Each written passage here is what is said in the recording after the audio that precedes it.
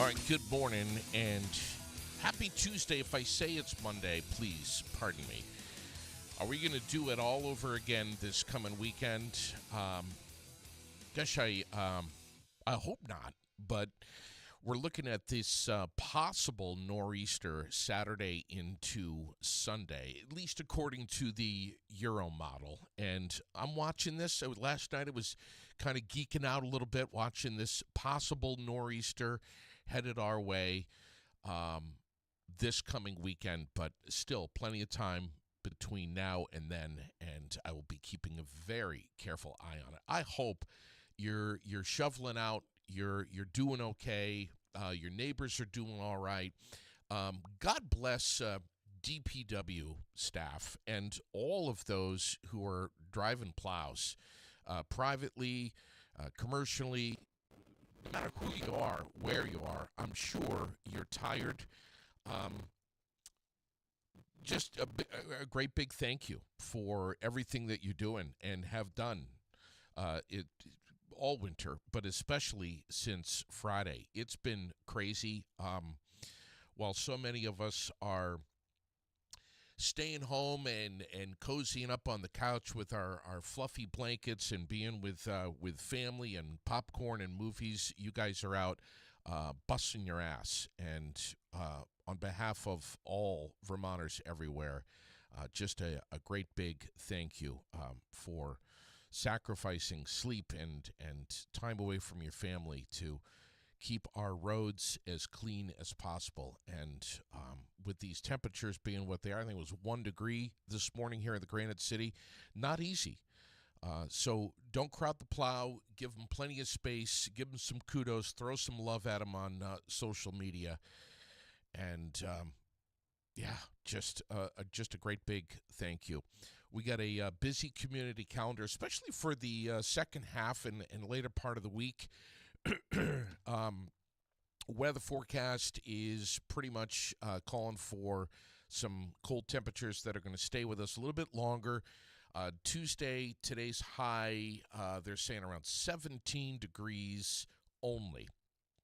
With a chance still for some snow showers at about 50%. Tonight, 2 above, at least we're on the plus side. Cloudy skies, and then we get into Wednesday, tomorrow, much of the same, mostly cloudy, about 18 degrees. So kind of a carbon copy of what we have, today. The national and regional fire departments everywhere are struggling with staffing. This is something that I think many of you are not surprised to hear. It's something that we've talked about on the air here on Aired Out. It's something that we have posted regularly over the last couple of months on the Aired Out page.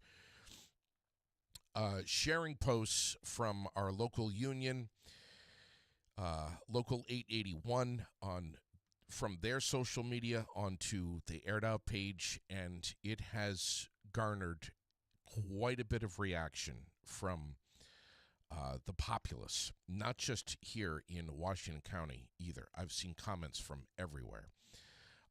IAFF unions are working so hard right now to advocate for higher staffing minimums to meet safety standards via hiring and budgets here in Barrie.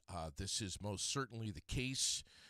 We're asking Vermonters to, especially right here in the Granite City, to take the survey that we have promoted on the Aired Out page. We're going to do it again this morning about what you would like to see happen with our budget.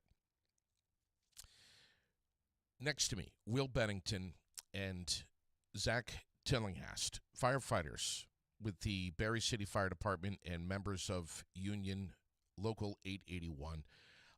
Will, you're the president. That is correct. What is it like being the president? I can only imagine.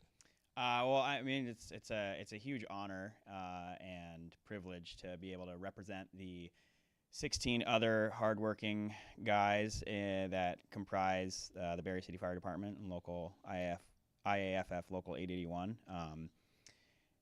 We have a pretty strong union, very active. We are the entire IAFF internationally is very focused on local democratic control. So it's we roll our sleeves up and we do the work, which gets busy sometimes. But as I said, it's really an honor and a privilege to be allowed to serve in this role, to represent the 16 other members who are working 24/7, 365 to keep our community safe.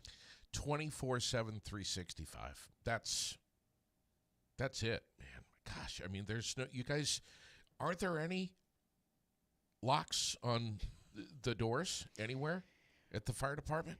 Well, there are locks on the doors, but we are there, ready to respond to your call whenever you need us. And honestly, that's a big part of our message is wanting to be more ready and more capable when our services are needed by the community, because we're seeing year after year more calls for service, which we are happy to respond to. It's what we get paid to do, and we are just wanting to make sure that we are well prepared to provide the service that this community expects and deserves.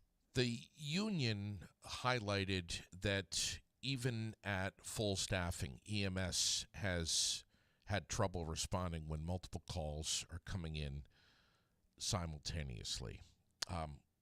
What do you say about that, guys? Either one of you. Let's let Zach go. All right. Let's let me go. Will's doing so good. I'll jump in. No, it's absolutely true. From from annual year 24 to 25, we've seen a 10% increase in call volume, in overall call volume. Yeah, we finished out our year into the community. This might be just numbers, right, without context, but 2,750 calls approximately for service, and that's essentially boiled down to 911 responses. Like, somebody calls 911, they need assistance, they need an ambulance, their fire alarm going off, whatever the emergency may be in our local 4 square miles. It's 2,750 calls to service for the annual year of 25. That's for a community this size. That's a lot. How many calls? One more time. 2,000. The official number, I have it right here, is 2,748. Which is approximately a 10% increase from 2024, which had 2,487.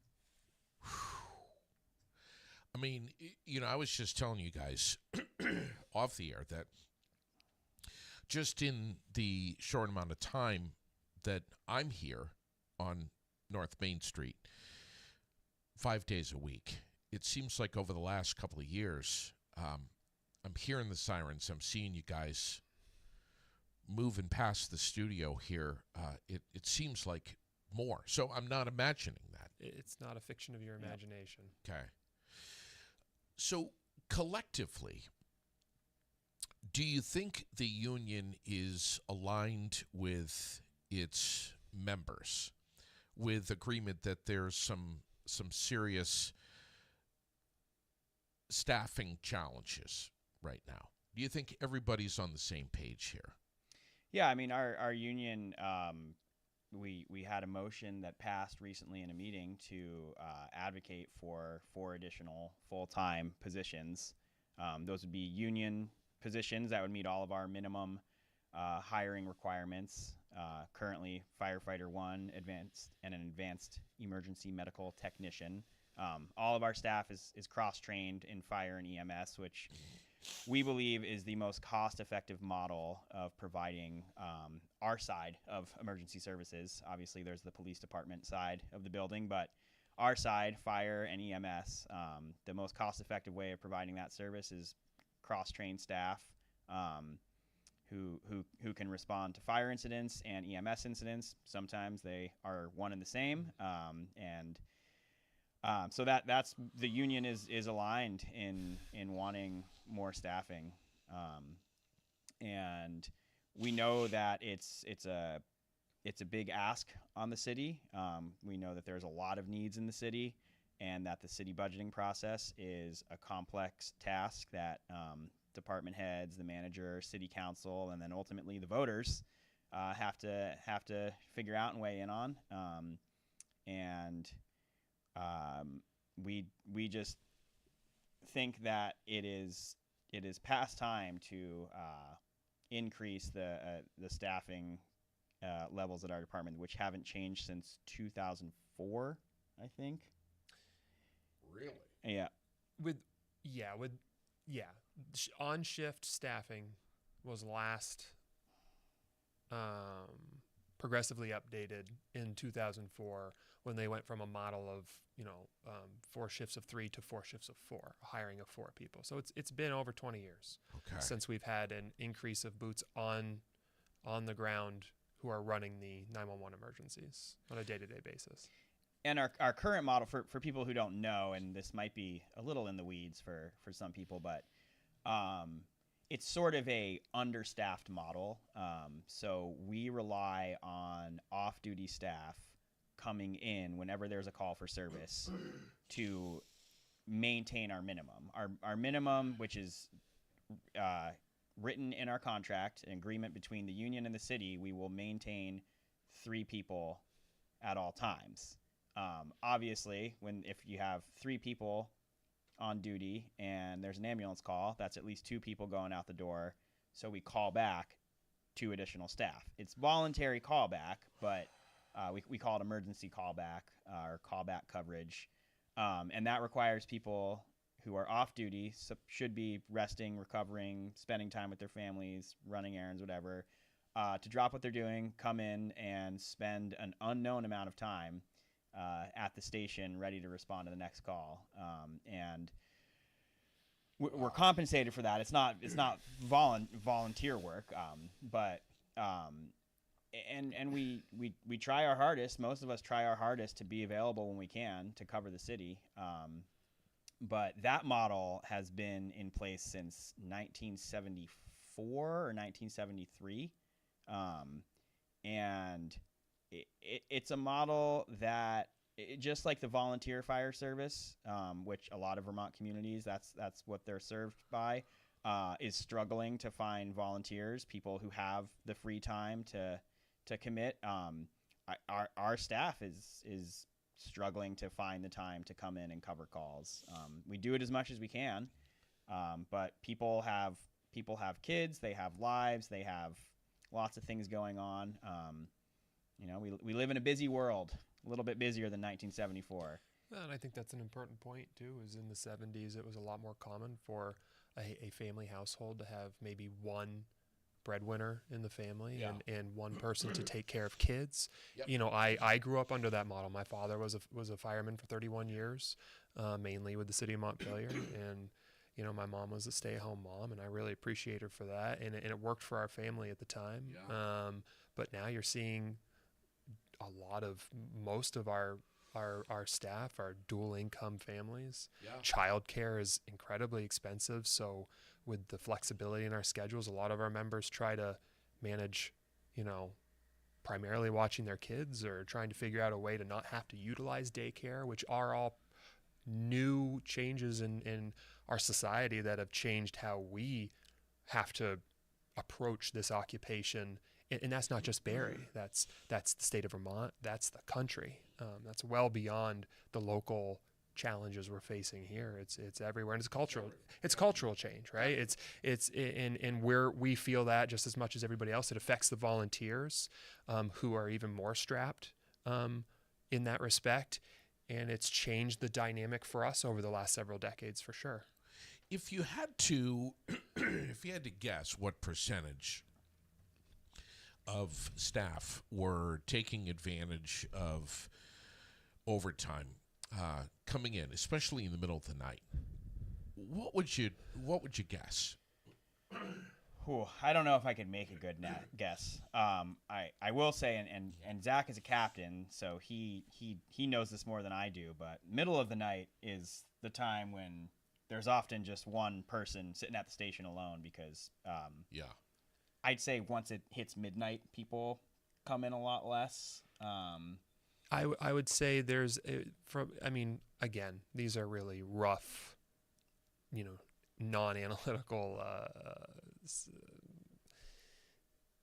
10,000 foot view of it, but Yeah. once we hit midnight, the ability to get callback from off-duty staff, it drops very low, very, very seldom, I would say. If we're fully staffed at 4 people, that's 2 people back at the station, but that's 2 people trying to meet the needs of a second ambulance call or a fire coming in. And we have had a couple instances in the last several years where an officer sitting back at the station who's attempted, via radio call out and electronic communications to try and get callback, hasn't been successful, and a fire's come in, and they've had to respond by themselves and do what they could while everybody else was scrambling to get their mutual aid partners and whatnot. So it has happened, and I'm just certainly not saying that to garner any fear out there. It's the reality that we live in. And Wow. That kind of puts the hair on the arms up a little bit. Yeah, I don't. And again, I mean, we feel very supported by this community, and with the social media posts we've been making to try to raise awareness, we've gotten a lot of support. But we want to make sure that people know we're not trying to fearmonger, but that right. people know the reality of what it's like, and it is a reality that when you have an emergency, whether it be fire, carbon monoxide alarm, medical emergency, there are times of day when it's pretty likely that one person is going to be the first person there, and they might be on scene alone for 5 minutes, and that's a lot to ask for one individual to do, especially at a fire, and it's a dangerous situation for our population, and it's a dangerous situation for us as firefighters. Going to those incidents alone, or even with 2 people, is not ideal. The recent local news reports say that both the union and Chief Cushman have acknowledged this call volume increase significantly. We're talking about between 200 and 250 additional calls is what Chief Cushman was saying. I believe that's accurate. Yep. Yeah, over the year, and this surge is making it difficult, as we're all alluding to respond appropriately, especially when calls are coming in at the same time. I mean, that's crazy. Yeah, and that's actually another. I'm gonna consult my notes here, because I can never remember the numbers, but second calls, what you're talking about is when there's an ongoing incident and then another 911 call comes in. So simultaneously. There's 2 calls occurring at the same time. And more often than not, it's usually overlapping ambulance calls, but sometimes it's a fire call and then an ambulance call, or vice versa. I think we've seen an 18% increase from 2024 to 2025, 17% increase from 23 to 24. That's not increase. That is percent of calls, maybe. Okay. But our the amount of the total simultaneous total call volume. Yeah. 18% of our total call volume are second calls, and that number keeps going up every year. And it's this year, 2025, we had 432 second calls. Would you guys, would it be in over-exaggeration to say that this is historic? So it is. The data is looking historically, yeah, I mean, the curve goes like this. If you go all the way back to the 70s and even back to 2000, the curve is going up pretty fast. There have been changes in how we collect our data that make it a little complicated to get a super clear picture. We're really focusing on the past 3 years because should not be interesting to anybody, but we switched our reporting software. Yeah. And we also switched from tracking calls from the fiscal year to the calendar year. So that just created a kind of like, oh, the year that we switched, how do you account for what our call volume was? We've started, there's things that used to get call numbers assigned to them that maybe don't now.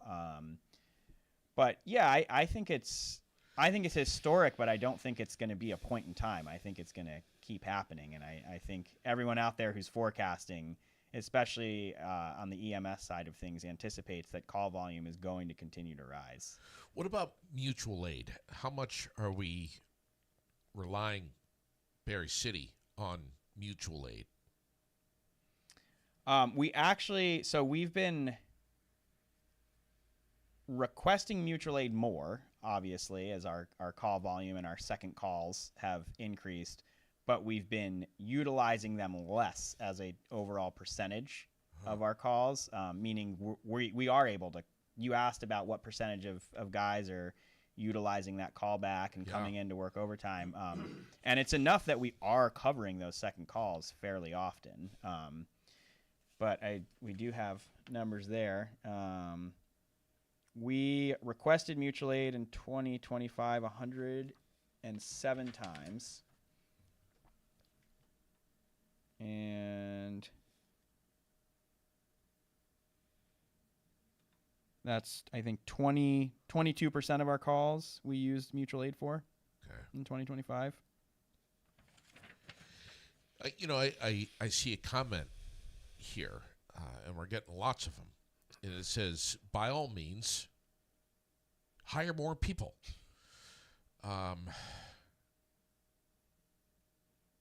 We're talking about a price tag here for an additional full-time firefighter of an annual salary around what? Well, our rough calculation is that it costs the city overall, because our salary is just one part of it. There's benefits, uniforms, all these things. Somewhere between $100,000 and $120,000 a year per person. That's a rough guesstimate. That's certainly not coming from the finance office is the sure number, but it's a pretty safe number. So yeah, I mean that's between $400,000 and $480,000. What you got? No, that's what I'm saying. Okay, I mean, yeah, that's my point. We are in a unique position as a city department that we actually generate revenue though through ambulance billing, and giving credit where credit is due. Under the leadership of our current chief, Cushman, we have increased what we're bringing in for ambulance revenue quite significantly. Increased call volume is a part of that, but also just billing rates, insurance billing rates, which he's taken a lead role on increasing those. But we bring in over $1 million a year to the city. Last year it was $1.9 million, I think. Not 1.9 million, 1,009,000, I think, somewhere around there.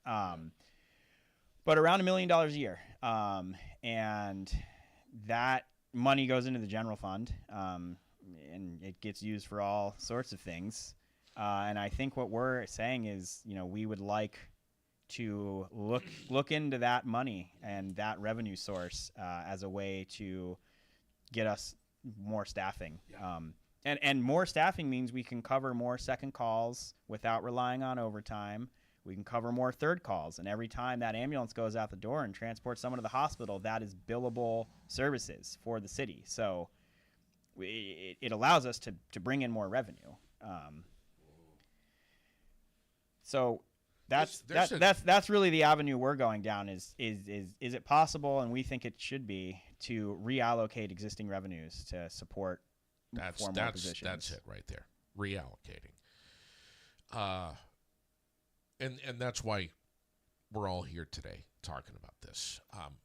There's a survey that the city council is looking for feedback on as it crafts this fiscal year 2027 budget. And that survey has been everywhere on social media. We're going to post it up here in the comments right now. But we ask you to just take a couple of minutes and have your voice heard, especially with what we're talking about this morning. This survey is going to be open until 12 noon tomorrow. Yep. So just over 24 hours from right now. You've also got the option of leaving an email or a phone number as well, but please speak up. So we're talking about, as you said, so if it's $100,000, we need 4 more full-timers. That's a minimum of $400,000 right there. Yep. Plus benefits and all that stuff. More comfortably somewhere in the figure of around 480. And declare 100 to 120. That is including our benefits. It's okay. Gotcha. Not base salaries are not $100,000. Okay. Gotcha.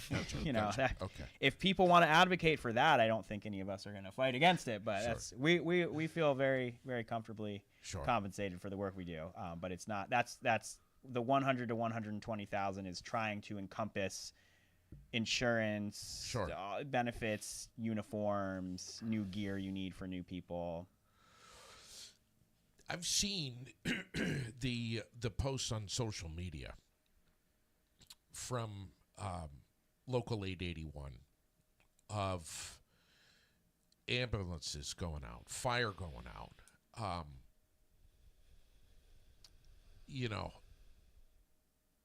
How you guys are doing this at the same time is baffling to me and so many others in our community. How tapped out you guys must be and exhausted. I can't imagine the stress of you're heading to this car accident or this fire or whatever, and you get, a carbon monoxide situation all happening at the same time. I mean, who's fielding all of this stress? Everyone? That's a shared endeavor. All the way up through management. It's a team effort all the way through. Just 2 days ago during the height of that snowstorm,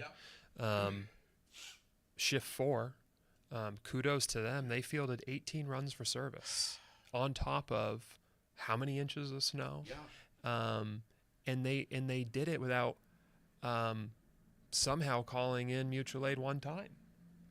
It's astounding. That's and it's I'm going to take the minute to honestly praise our entire organization. Our Chief Cushman is a longtime dedicated member of this department who is, been leading from the front and all the way down through our entire membership of the union itself, which comprises the majority of uniformed staff, obviously. But the people of the Berry City Fire Department, this is my 15th year on the job, and I would not want to work anywhere else. And I don't say that just because of life circumstance. It's truly a dedicated group of people who care deeply about the community, who all live within this community, who go to the same restaurants, their kids go to the same school system as everybody else in this community. And we care deeply about our whole point here is we want this community just to be safer. And yes, to some extent, the union has to look out for the health and well-being of their membership and to look out for our safety because it is a dangerous profession, even on the EMS side. Working in active roadways, the increasing in provider violence that we see, towards medical providers, whether it's in hospital or pre-hospital. That's increasing nationwide. We see that. Our police department partners do a phenomenal job keeping us safe and working in partnership with us. And we can't say enough good things about the police department. They work tirelessly to protect this city as well. I think Barre City is very lucky to have a public safety network of dedicated people and our area partners. Barrytown EMS, Barrytown Fire Department, Montpelier Fire and Ambulance. We have great partners. But, with an increasing call volume and a limited finite resource of people power. Sure. Yes, there is a facet of, we're very proud of what we do. We're very proud when we're able to not turn over or call mutual aid and cover our calls and serve the community. But it can be, a long recovery after that shift of 18 calls. Yeah, where those guys go home and they sleep all day just to get caught up because they didn't sleep at all that night. Right. Do you guys find yourself scratching your head at the end of the day or a weekend saying, I don't know how we did it? I mean, we certainly have those shifts where 7 a.m. rolls around the next day and you're getting ready to go home and you're just kind of like, what just happened? Or what day is it? Oh, yeah. Well, yeah, you just know that it's been 3 days since you've been at work, so you better get ready to go to work tomorrow. Day of the week, not important in this line of work. But, yeah, I mean, I think we all feel an immense sense of pride after those shifts, because you think about the amount of work we just did, the amount of calls for service we fielded, especially when we do it all without mutual aid. And you feel, I think speaking for myself, what I usually feel is pride, that, I am a part of an organization that takes our mission seriously and gets down to it and gets the job done. And then, you also go home and fall asleep for as long as possible. If you're lucky. I mean, sometimes I get home and it's get the kids in the car and get them off to school, and halfway home from dropping them off at school, I'm like, where am I right now? Yeah. And if you're lucky, you get a little power nap in there somewhere. And we're fortunate enough that we have what we feel is the best, most appropriate schedule for that should be the industry standard that allows us 3 days in between shifts to rest and recover, so that when we come back on that fourth day, we're ready to go, ready to serve the community. You're ready to get sleep deprived again. Exactly, yeah. But there's a lot of studies showing that 3 days is the appropriate amount of time to be able to recover from being awake for 24 hours. The tough one is when you've been up all night and then you know that you're in for another 12 hours for an overtime shift, and you're on to 36. But somehow we get through it. The boys and girls that are doing this incredible work are not doing this for the sake of getting rich. There's so many other careers that you could have where you're not out in the cold, you're not getting your hands dirty, you're not covered in water that's freezing all over your body, working insane hours, and maybe quite possibly making a lot more money. I mean, your staff is doing this for reasons far beyond the buck. It's a very unique occupation where it really transcends to an identity for a lot of our members and our area partners, especially even on the volunteer side. It becomes an identity and a sense of like work community. Sure, right. And there is it's for a lot of people it's described as a calling, not to make it poetic, but and to your point about money, my dad told me a long time ago. I'm a third generation and career fireman, and he told me, hey, you want to be a fireman, you're not doing it to get rich. Yeah, sure. Question here that just came in from Artie. Are you considering 48.96 for on-off hours? We are not. That is a 56-hour work week schedule. and we work on a 42-hour a week schedule, Okay. which is study after study proves that it is the best for our mental well-being, our physical well-being, and our ability to rest and recover and rest and be ready to serve. Yeah. So no, we're not entertaining a change to that schedule. Donna has a question here that I was going to shift gears and go down this road. Why do you think there's been such an increase in call volume? And we're talking nationally. We're not talking about just here in the little Green Mountain State. You're getting, Zach, you're talking about the 70s and stuff. I'm guessing that you're getting a lot more calls that are related to other things that maybe could come back to something involving our mental health or substance use, and not so much the fire alarm, the flooded basement, the car accident, the fire, but more things that are rooted domestically.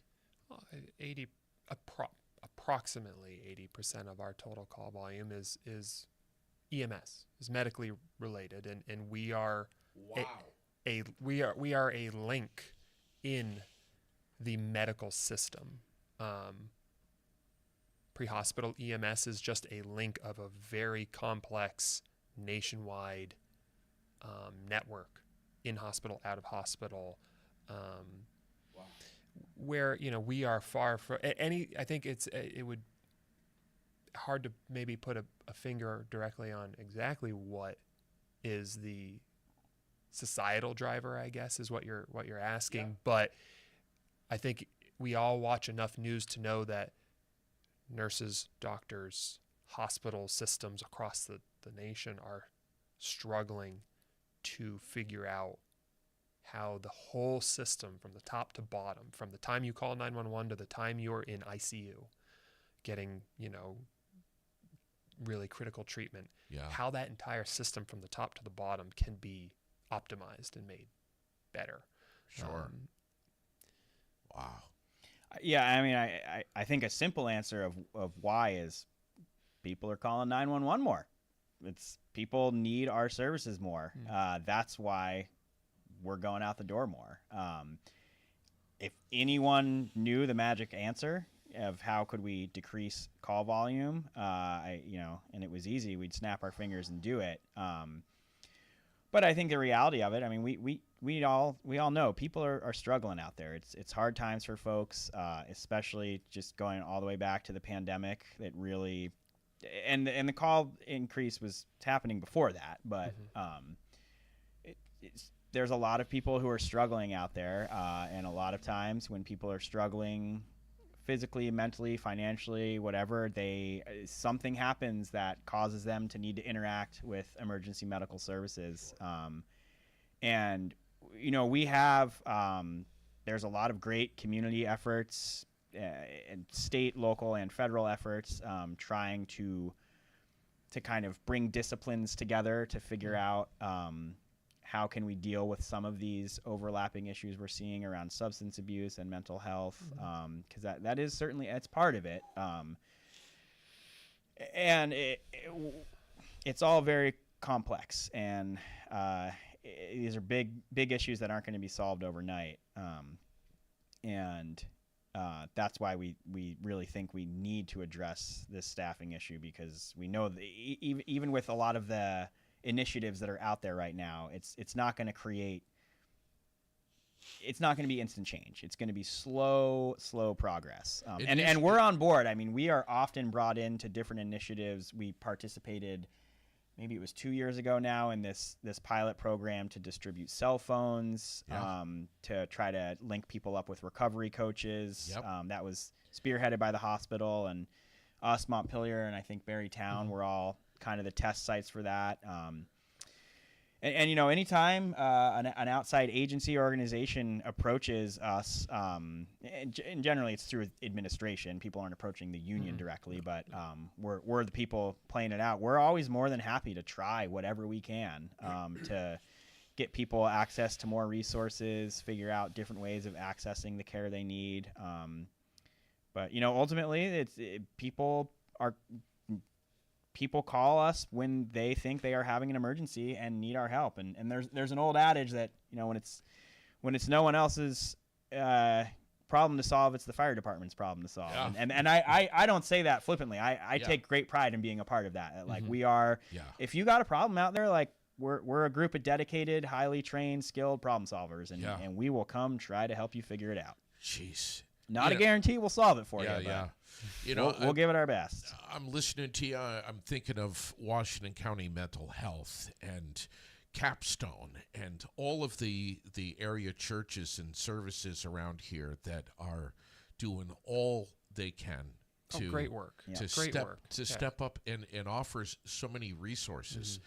But still,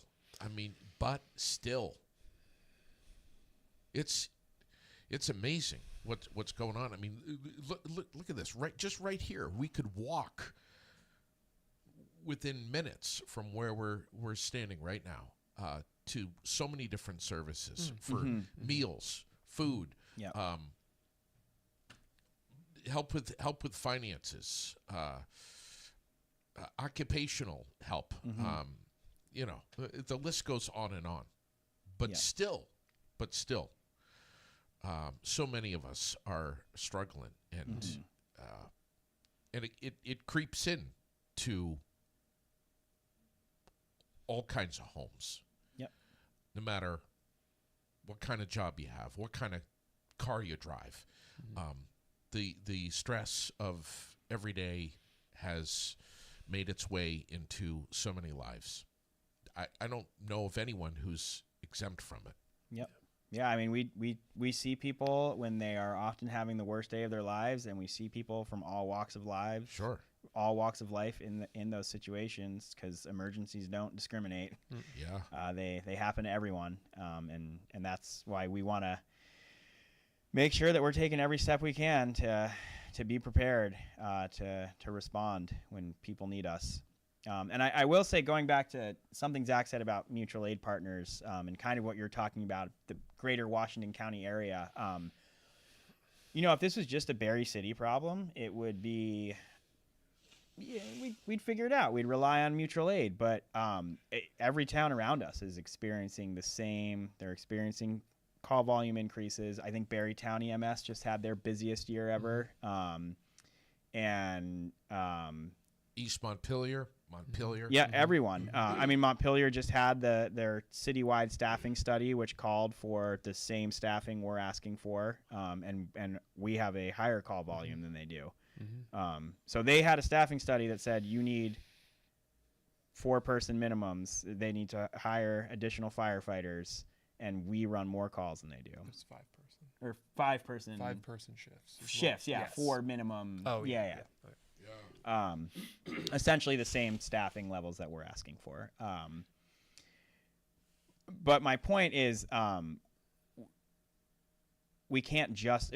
I've seen comments, people asking what about mutual aid, and saying that that's what mutual aid is for when we have these overlapping calls, and that is absolutely true. And this area has an amazing mutual aid system. We really help each other out, but that isn't going to make up for it when everybody else is busy. I mean, just a couple shifts ago, we had a situation where we had 4 on shift. The primary ambulance went out, mutual aid, to another community. Then we got a second ambulance call, and we knew that the agency we would usually call for mutual aid didn't have an ambulance available because we were providing mutual aid to them. We hadn't been getting a lot of callback coverage, complicated by the Verizon network going down on this particular day, but Rains it pours. Yeah. and so we made if we can either call this other agency for mutual aid, and we might be waiting 20 minutes because they're far away, or another agency that could come provide us mutual aid, but then that's our fire coverage that we would be relying on. And it just turns into the situation where you're kind of like, well, no one has anything to give right now.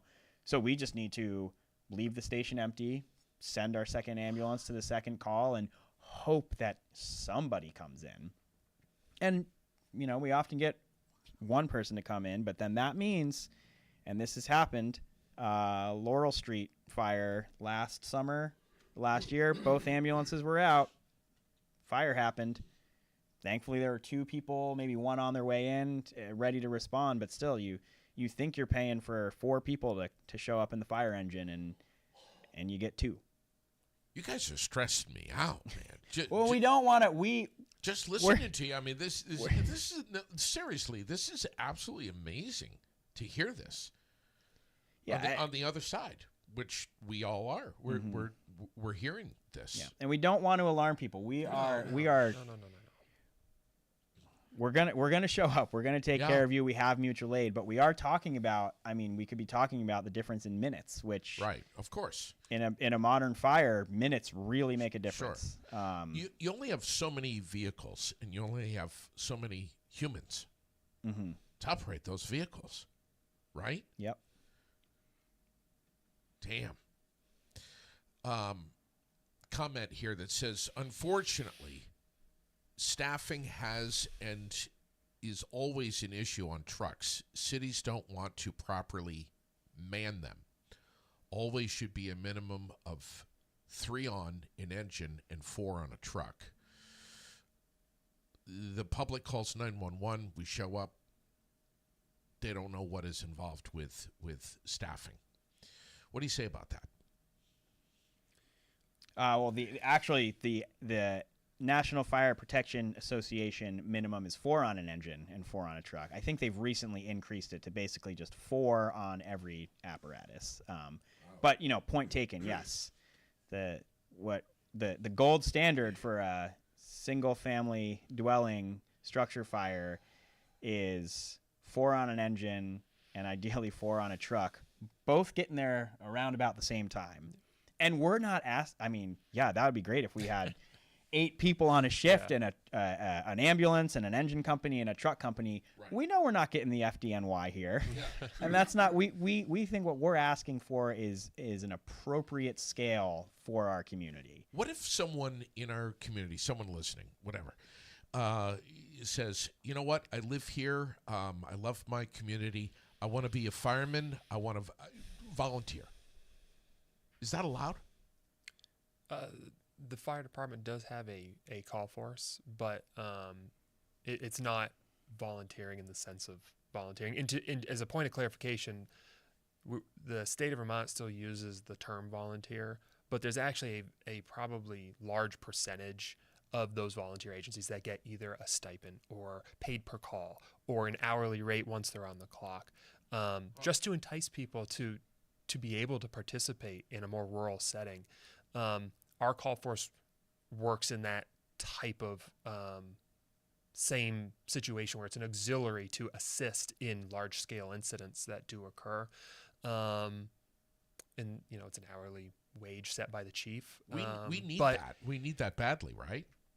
It's the administration has worked to maintain and to foster that, but it falls victim to the same realities that any volunteer agency does in our local areas. It's a large commitment, and people are working primary jobs elsewhere, and it falls victim to the same thing we're seeing countrywide with a decline in volunteerism, just because everybody out there has got more to do than they did 30, 40 years ago. Definitely.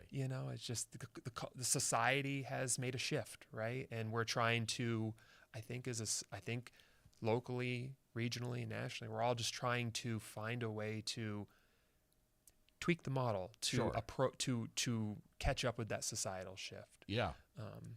And the training requirements have really increased as the hazards that fire departments are expected to respond to have increased. I mean, wow.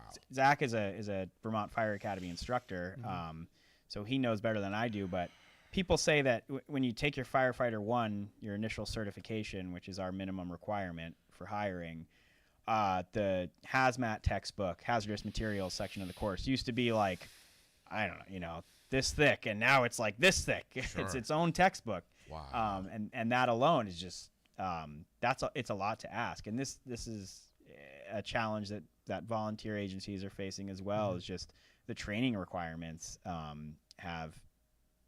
And I'm not saying the training requirements are overburdensome and absurd.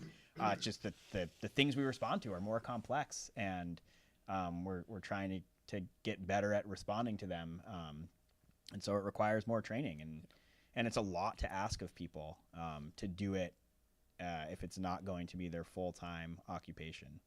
Yeah, and that's absolutely true. I mean, from the days that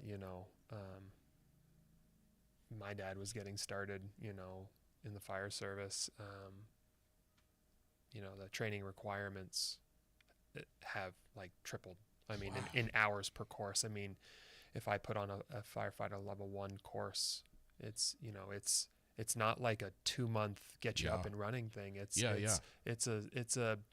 like 8-month-ish, depending on how we schedule it out, endeavor. Like, it's a large commitment for anyone to undergo. Yeah. And that's just fire and hazmat response. Then you have to put on the EMS side, which is a huge commitment. And then you're looking at, liabilities, making sure that you're maintaining competent medical care for people. Training is the training, and that's just a facet of, people have limited time, and then the time that they do have, you're asking them to go, especially in rural communities where it's maybe paid per call or some type of volunteer system. It's a huge ask on folks, but they do it. And every time I put on a course, I am amazed at our rural area partners. They do. The people who dedicate themselves to it, my hat's off to them. I'm always amazed. We have a comment here from a lady who brings up a great point. Listen to, and there's so many of us that listen to Scanners, the calls that are coming in to you guys. Is there, I'm guessing that there's some training that where the dispatchers calls are coming in, they know, hey, we're going to get calls at the fire department for broken pipes, for frozen pipes. How do we say, hey, we got bigger fish to fry right now, call a plumber? Well, I have zero dispatching experience, so I think, talking to our dispatchers about that, what they do is just it's amazing. And especially they're usually, at best, there's 2 of them, and overnight there's 1 of them, and they're dispatching our police department, our fire department, our ambulance service, a couple sheriff's agencies. I mean, they do a lot. And then in a snow event, they're the ones who are. They're not sitting around surfing Facebook. No. Oh God, no. They are some of the hardest working, dedicated people I've ever witnessed, and we have to be fairly competent at multitasking in our line of work. Our local Barrie dispatchers, they bring it to a whole different level. They are truly amazing at what they do. They have a rigorous training program, and they're truly they're really top tier folks, and they make my head spin when you just sit back and watch them work. Yeah. They both their hands are going, the phone's in there, their crook of the phone's in the crook of their elbow, and there's 3 screens up, and they're just going. And then they're going home as moms and dads and juggling the kids and making lunch and oh yeah, getting dinner on the table, and holy crap. But I mean, to the commenter's point, people call 911 and we have to respond. It's just a thing that if we want to have a functioning 911 system, there are parts of the country that have different ways of triaging calls and stuff. and maybe we're gonna get there someday. Right. But we need to respond because what actually happens a lot is we get called for something that sounds very minor, and we show up and oh boy, hey, get the engine headed down here. We need help. We need help because this isn't just a lift assist. This is major injury, cardiac arrest, whatever. Because sometimes it's just people are in an emergency situation, something gets lost in communication, or some people will just call and say, I don't know, my foot hurts. And you Downplay show it. up and you're like, your foot hurts. Yeah. Your foot's crooked. Yeah. Wow. And honestly, frozen pipes can be a real emergency. We've gone to basements where a Yeah. pipe bursts and the water's getting pretty close to the circuit breaker, and we'd rather come help you figure out how to handle that emergency than have you wade into Great point. water in your basement and get electrocuted. Great point. That's, if when in doubt, call us out. That's it. Yeah, the fire service, take the medical side out of it because that's also a primary mission of ours. The fire service has always, since its inception in the United States, been about three things. One is life safety, protecting people. Two is about property conservation. And that's where that burst pipe comes into play. People's homes are a valuable commodity that give them shelter, that give them a place to be in this world, and maintaining that and responding to it to salvage their property and to have it continue to be a place where they can habitate is important. Obviously, it comes second to life safety. In protecting people's lives, but it is the number two driver of our mission. And then number three is the environment, is that hazardous materials response aspect of the services we provide here in the city, in making sure that we're doing our best to not contaminate our environment, and that if there's fuel spills, oil spills, Floods. Even silly to think a milk tanker coming out of the Hood plant milk is a very base substance, and it's bad for the environment. So silly as it might seem to some people, it's just a little milk. That's a big emergency for the environment. We're looking out for that as well. And then maybe even number 4, prevention and education. I remember as a little kid, my God, the fire department was always showing up at the school. You get the red plastic fire hat. I'm really happy you said that because honestly, that is number one. An emergency prevented is the ideal situation. Yeah. And you guys still find the time to do that somehow. You still have events. You still do things. Touch a truck and getting the kids over to the firehouse. You come to Courier Park all the time. You're shooting the hoses off when it's 100 degrees outside. You're cooking hamburgers and hot dogs for our community. How you guys are doing it, I don't know. We have the coolest and best job in the world, and so we like to brag about it sometimes and show kids how cool it is. Yeah. And hats off for the city of Barry. You know, one of our union members, Fire Marshal Copping, is our point person for prevention. Minimum housing inspections, making sure that the buildings are safe, making sure that the community's structure, its infrastructure is safe. Code. Yeah, code compliance is obviously can be a touchy subject It's a whole depending. new code now. Yeah, it's a whole different. Whole new code. Yeah, it's not my area of expertise, but it's a service that our agency in the city provides, Sure, and prevention is huge. Yeah. Unfortunately, in our line of work, we say that the entire fire code book was written in blood. Not to understate it, but the country from way back in the Benjamin Franklin era has reacted to tragedy to prevent it in the future.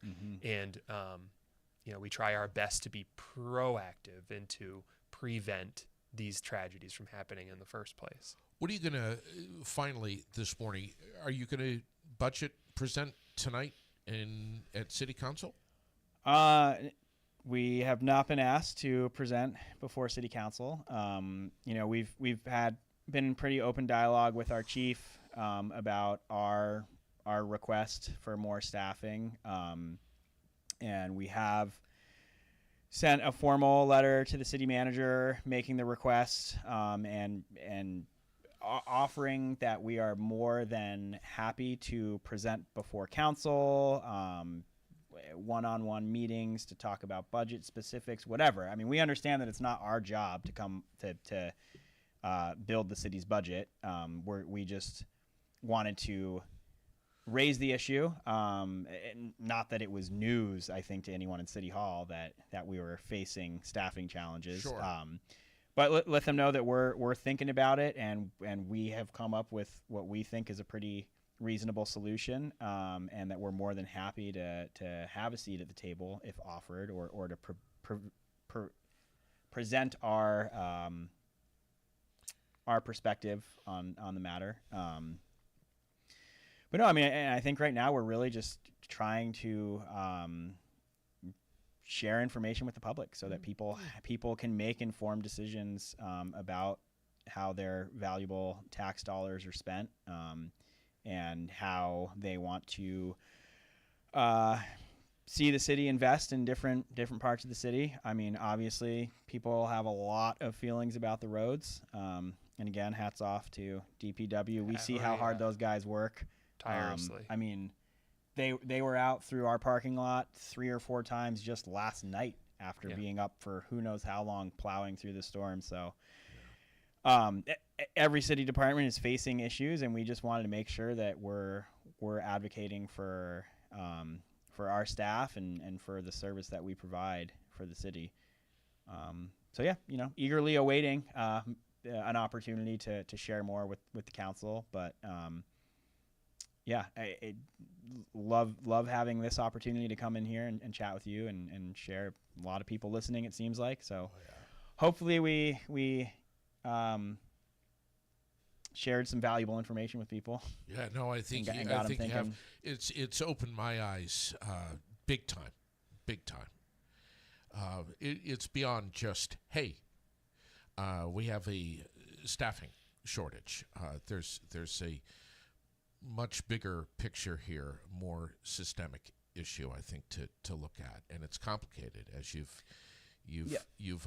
both have alluded to. It's very complicated, but ultimately it comes down to our people, our community members, and hopefully things are gonna change soon. And that I can hear sirens in the background right now. Coming down North Main Street. Yeah. Always hard to tell. Is it Barrytown coming through, or is it? It's PD. Okay. Hey, there they go. How you They're guys, busy too. Yeah. It's like dealing with, and then you throw in Mother Nature, and she has been a huge pain in the ass over the last couple of days here, and throw that into the mix. For what you're all dealing with is amazing. Yeah, well, and that's not to go on forever, but something that we have been looking at as a department is adding some level of water rescue capability, because I mean, we do water rescue sometimes. Well, just in the Winooski River in Montpelier, what was it last week, a week before? Yep. Yeah, Yep. hats off to the Montpelier Fire Department. They did a really great job executing a dangerous to the actual rescuer situation, and they did it successfully, and they in a really valiant way, and it was amazing what they did. Yeah. Thank you both so much for coming in. Maybe I'll hit up Chief Cushman. Yeah. See if he can come in another Couple of weeks, month or so for some follow-up stuff here. Yeah. And hopefully things are going to get easier, better, and you guys can get some rest. And when I say you guys, I'm talking about all of you, dispatchers, all of you. God bless each and every one of you. We'll be there regardless. Yep. We'll be there for this community regardless. Thank you so much for coming in here. Please know you always have a hot microphone anytime you want it. Anytime you guys want to come in here for any reason. All right. Yeah, thank you for the opportunity. Thank you. We appreciate it. Do you have any time to watch any of football or what's the Super Bowl? Anything with what's going on with listen, football? I made sure that I was fortunate enough that I think it was an off day for me, and the Patriots are going to the Super Bowl. Yeah. So I was. Are they going to win Are they going to win the Super Bowl? Though? Seahawks going to be a tough match. What? JD. That's an understatement, They're going to be a tough match. They Understatement. That game with the NFC was. I don't want to spiral into sports, but it's going to be a challenge. But listen, it's the Patriots. You can never You can never count them out. Will, what say you? Prediction? For football, I just whatever Zach says. Yeah. There we go. Thank you, boys, so much for coming in here, man. It's an absolute pleasure. Thank you. Thank you. Thanks.